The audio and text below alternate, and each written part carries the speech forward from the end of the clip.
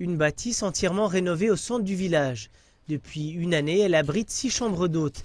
Cafetier-restaurateur Bernard Fiora a investi plusieurs centaines de milliers de francs dans cette maison pour en faire un lieu accueillant. Au départ, j'avais acheté cette très ancienne maison qui était complètement délabrée pour la démolir, comme j'habite à côté.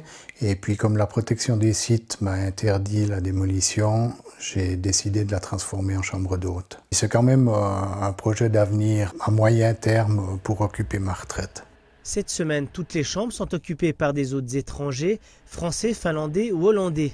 Après une année d'exploitation, le bilan est positif. La demande était déjà assez forte, c'est ce qui nous a incité à lancer le projet. On est très content de la fréquentation. C'est pas du tout la même exploitation l'été ou l'hiver. L'hiver, on travaille sur des périodes de plus longue durée et l'été, on travaille plutôt à la journée, voire de nuit. Fred Gerster s'est lancé, lui, dans l'aventure du bed and breakfast pour le simple plaisir d'accueillir des gens chez lui. C'était il y a 4 ans. Sa maison, construite sur les hauts de la station, offre 2 chambres d'hôtes et un appartement.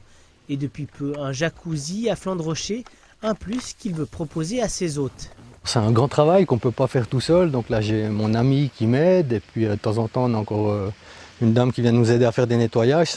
C'est beaucoup de travail.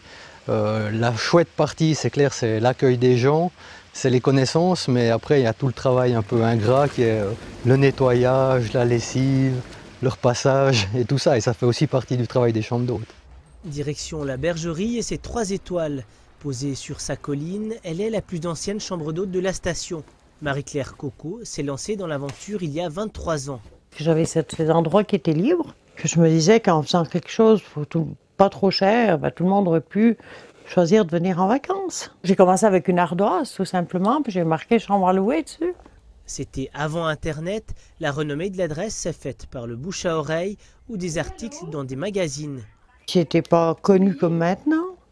C'était connu en France, au Canada, dans le Haut-Valais. Dans le Haut-Valais, il y en avait déjà. Il y en avait déjà dans le canton de Vaud, mais chez nous, il n'y en avait pas. Il aurait fallu faire connaître aux gens doucement. Plus de 20 ans plus tard, le succès est toujours au rendez-vous et la clientèle s'est fidélisée.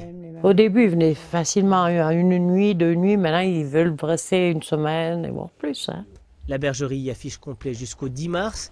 À défaut d'hôtel, la station des Marais-Côtes peut compter sur des chambres d'hôtes très prisées des vacanciers.